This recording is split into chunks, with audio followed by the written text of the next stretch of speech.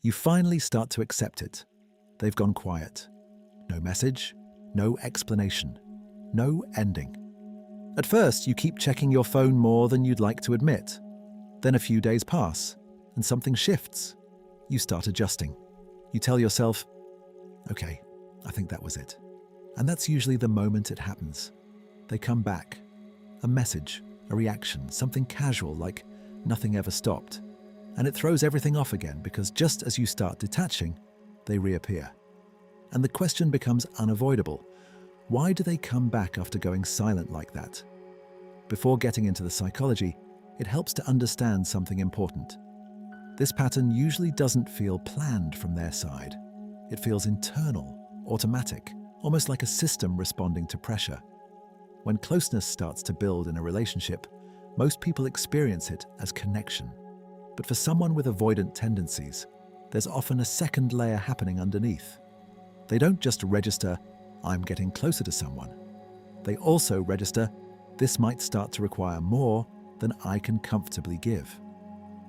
And that's where the shift begins, because now closeness isn't just closeness. It becomes pressure, expectation, and emotional responsibility all at once, even if nothing has actually been said out loud. When the brain experiences something as too much at once, it looks for relief, and fast relief. And the quickest form of relief is not communication, it's distance. So they pull back. They go quiet. Not necessarily as a decision like, I'm leaving, but more like, I need space so this doesn't feel overwhelming.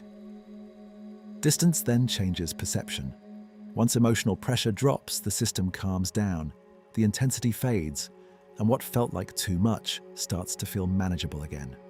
That shift is the turning point, because now re-engagement becomes possible again, not because everything is resolved, but because the emotional overload is no longer active. This is why the return often feels so casual. No deep conversation, no explanation of the silence, just something like, hey, how have you been? And if you're on the receiving end of that, it can feel disorienting because your experience didn't pause. You've been sitting in the gap thinking, replaying, trying to make sense of it, while for them, it feels like they've just come back online. A very common cycle looks like this. Things are going well, connection builds, closeness increases, then something small changes. Maybe the conversation gets more personal, maybe expectations feel slightly higher, maybe emotional tone deepens. Internally, something shifts. Not consciously, but physiologically. Pressure rises, so they pull back. Messages slow, then stop, and silence follows. Then you do what most people do. You start to detach. You assume it's over.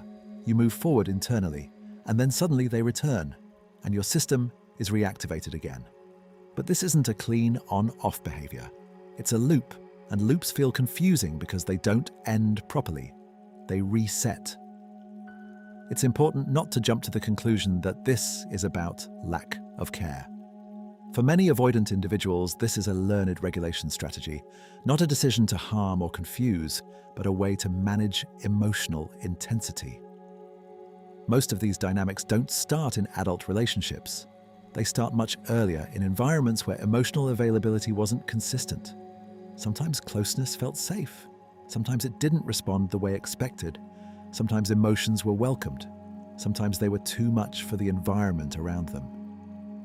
Over time, the nervous system adapts. It doesn't think in words, it learns in patterns, and the pattern becomes connection is not fully reliable.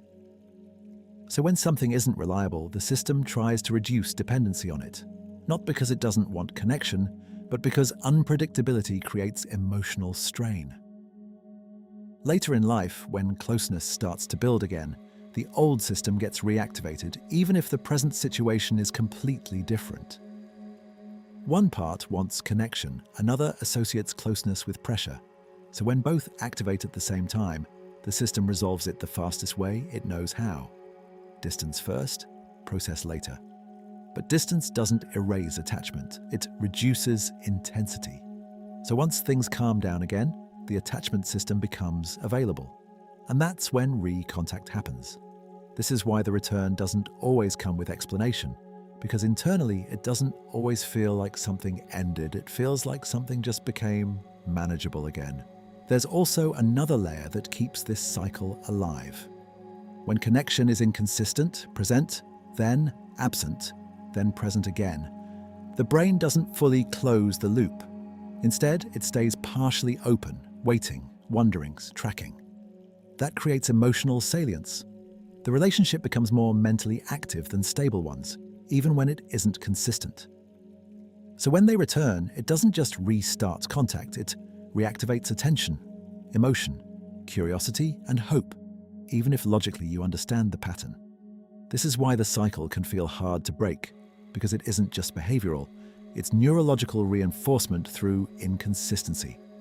This pattern doesn't mean someone is evil or indifferent, but it also doesn't mean the impact is neutral. On your side, the experience is still uncertainty, emotional resets, and lack of continuity.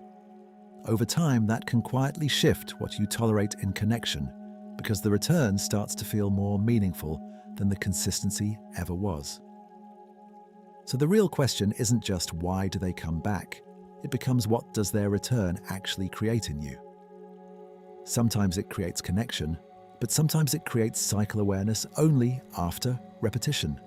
And once you can see the loop clearly, you stop reacting to each individual moment as if it's separate, and you start seeing the pattern underneath it. Silence, return, closeness, withdrawal, repeat. And once you can see that clearly, you also start to notice something else. You don't have to argue with it to step out of it. You just have to recognize what it is.